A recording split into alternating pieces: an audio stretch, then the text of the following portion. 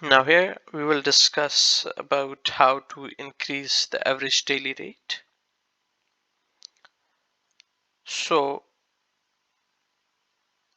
to discuss or to bring this topic, it has a fundamental or basic principle to raise the ADR, average daily rate.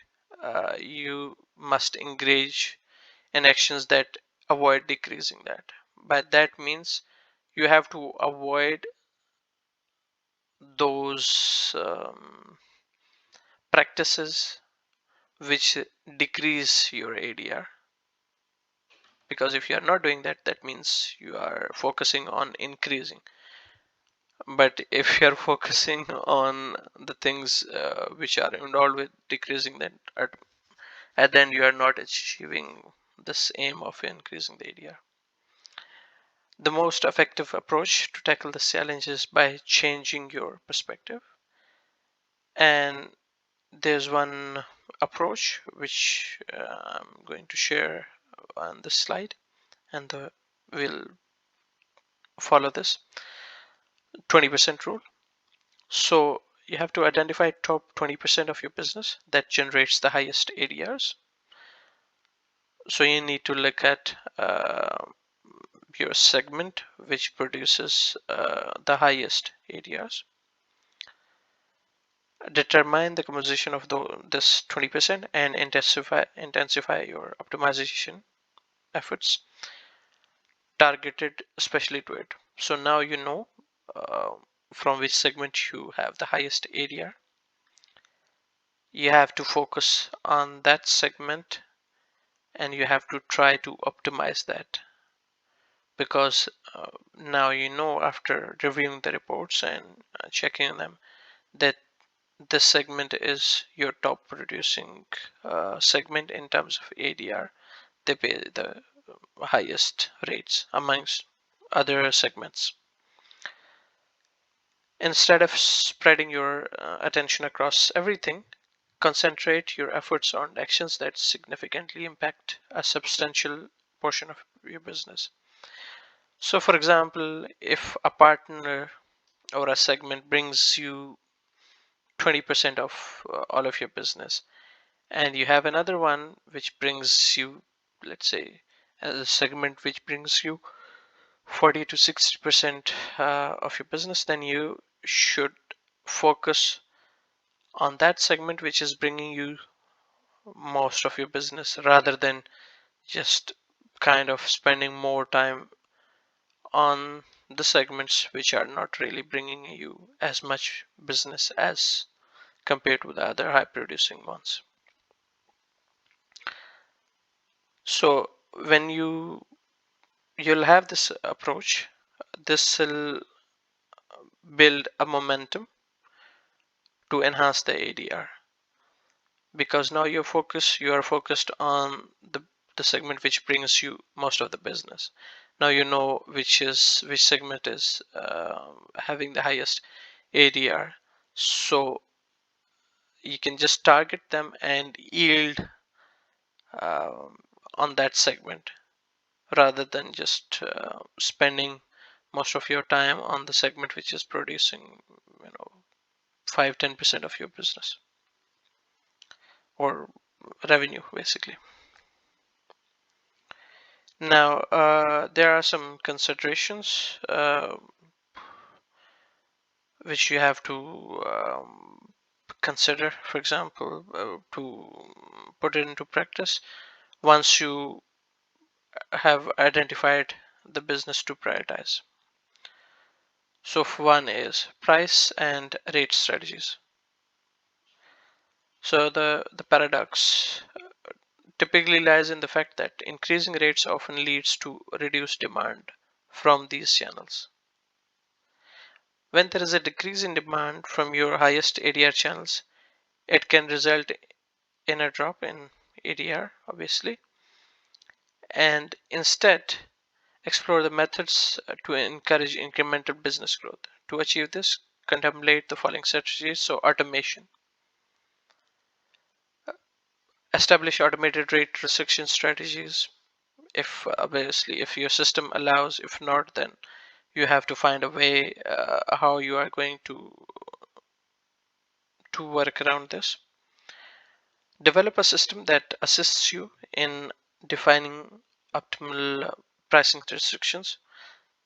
This will liberate your time, so enabling you to concentrate on the 20% rule as we discussed previously. So once you automate, you'll have more time which you can basically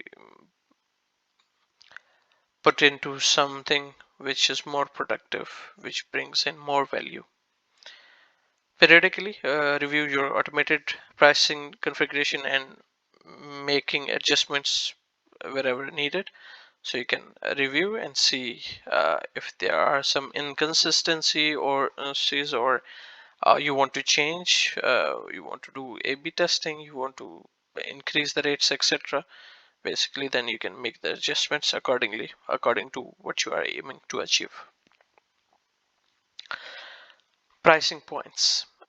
How robust is the connection between the elevated bar rates and a reduction in demand for your hotel?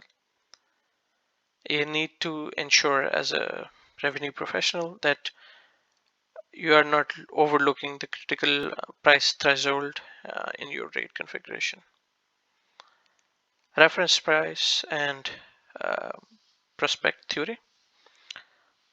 So the end goal, what we are trying to achieve here, is to avoid establishing a reference price lower than it should be. Reference price, basically, it's what is a perceived, I would say, a price of your property, or what, as I mentioned in the second line, uh, it is something. It is a price, basically, what customers expect to a price to be based on their recollection of past prices, rates set by industry leaders, related product pricing, or how a price is presented. So these are the different factors based on that your potential guest would have an expectation that he or she should be paying only this much for a particular room type. So that's your reference price. Exercising caution is important when implementing price discounts, especially for promotions. An effective method to potentially increase your reference price involves altering how you present your rooms. So one of the suggestion here I just listed down, we can try this. It helps. You can try and see um, what impact does it have on your pricing, for example, or the bookings. So you can consider displaying upgraded room types before standard ones. So if you are using a channel manager, there are options to change the sequence. So you can put your, for example, the lowest category as a second or third option, and then the higher category you can put on first and or second option. That's more. It has more to do with, you can say, psychology, how people look at the prices, etc. So you can just try to work around this, and it helps. So when presented in reverse order, potential guests may perceive it as a savings opportunity rather than a loss. It's just by changing basically the sequence, as I was mentioning. And conducting experiments in this regard is advisable to determine whether what works best for your specific circumstances. The key takeaway here, above all else, is to continue experimenting to distinguish what yields successful outcomes and what doesn't. Same A/B testing to see what works the best, and then stick to that. And basically, then after some time, you can, depending on the requirements of the business, you can try again whenever needed to change and adopt this A/B testing strategies. It helps. Promotion, the 100 rule. This is very important, how you present a promotion, how you decide about it, and how you promote a promotion basically. So you have to first of all enhance the effectiveness of your current offers to prospective guests by implementing the 100 rules. And according to this rules, when a product's price exceeds 100, irrespective of the amount, the currency, promote a discount using an absolute value.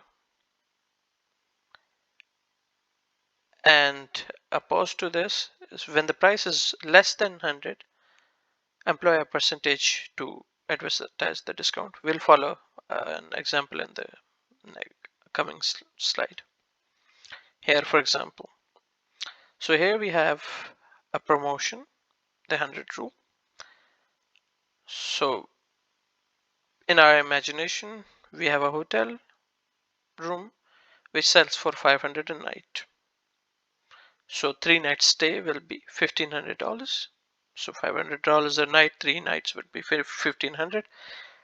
And the promotional discount is 10% off a 3 night stay, right? So here the absolute value is save 150 and percentage value is 10%. Now after looking at this, which one sounds more appealing to you?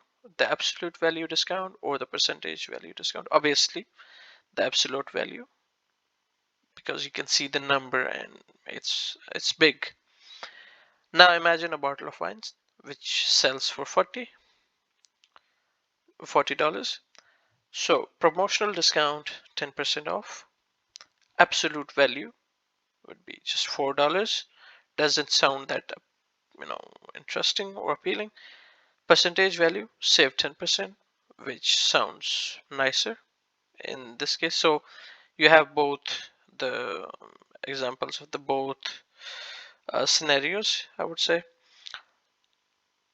So I think it is advisable that uh, you market, you promote your promotions or offerings what you have using this 100 rule, and definitely it'll bring you some good results. Now here the example which I've illustrated of the 100 rule, it provides above highlight how people's perception of an offer is influenced by its framing. How you frame the offer, how it changes the perspective, uh, how it influences the perception of a buyer basically, or prospect buyer when you are trying to prospecting. The choice between presenting the value of a promotion in absolute terms or as a percentage can significantly impact the psychology behind an individual's decision to make a purchase. We have to always keep this rule in mind when launching a campaign or designing a promotion. Clearly, there exists numerous methods to enhance your ADR beyond the instances which I've shared or presented. However, I trust that these examples serve as valuable sources of inspiration and tools to initiate your efforts in addressing your unique ADR challenge. Uh, Obviously, you can stick to what I've suggested, or you can stick to what you are currently um, practicing or using the tools or the tactics or the strategies, or you can basically you can combine what I suggested and what you do. Uh, if you see that that can bring some positive, that will have some positive impact, then